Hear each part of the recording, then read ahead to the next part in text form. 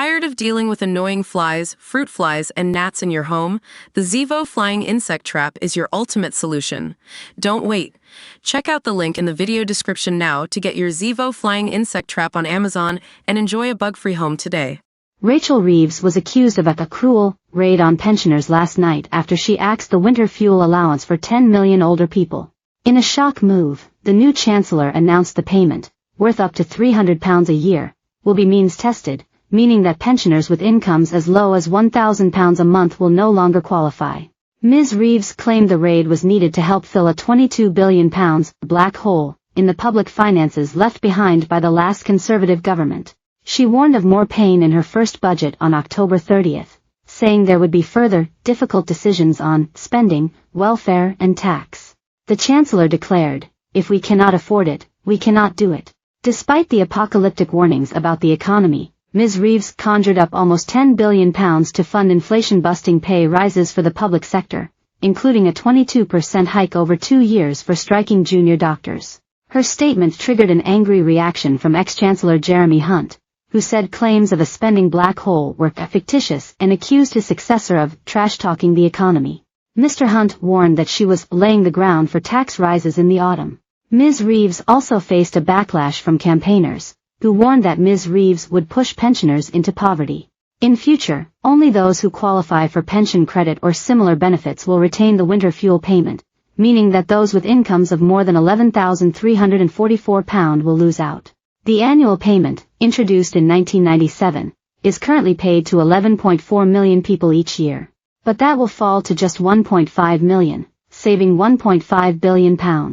Tory MP Dame Harriet Baldwin, former chairman of the Treasury Committee, accused the Chancellor of making a chilling political choice to take away the winter fuel allowance from a 90-year-old on an income of £10,000 a year.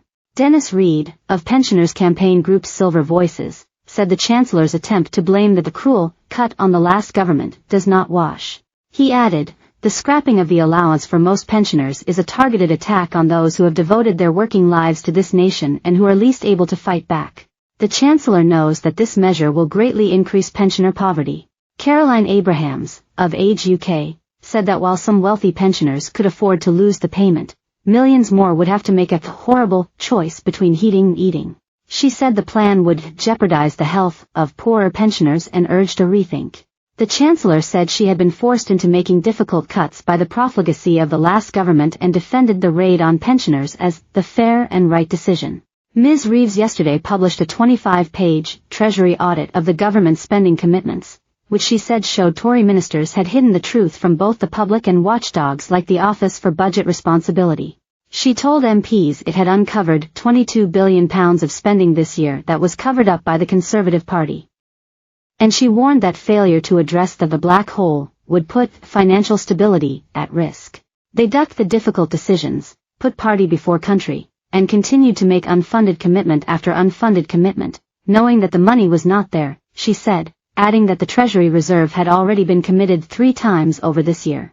Scrapped plans to introduce a cap on social care costs next year, just weeks after Health Secretary Wes Streeting vowed to keep it. Hinted that voters could face a £16 billion package of tax hikes and spending cuts this autumn. Axed Boris Johnson's plan to build 40 new hospitals. Abandoned a series of infrastructure projects, including the reopening of old rail lines and a planned new rail tunnel under Stonehenge. Claimed that scrapping the Rwanda deportation scheme would save the taxpayer £800 million this year. Announced that controversial plans to slap VAT on private school fees would be introduced in January, despite warnings of disruption. Cleared the way for a statement by Deputy Prime Minister Angela Rayner, which is expected to relax rules around building on the Green Belt in order to encourage economic growth. Mr. Hunt hit back. Today's exercise is not economic, it is political.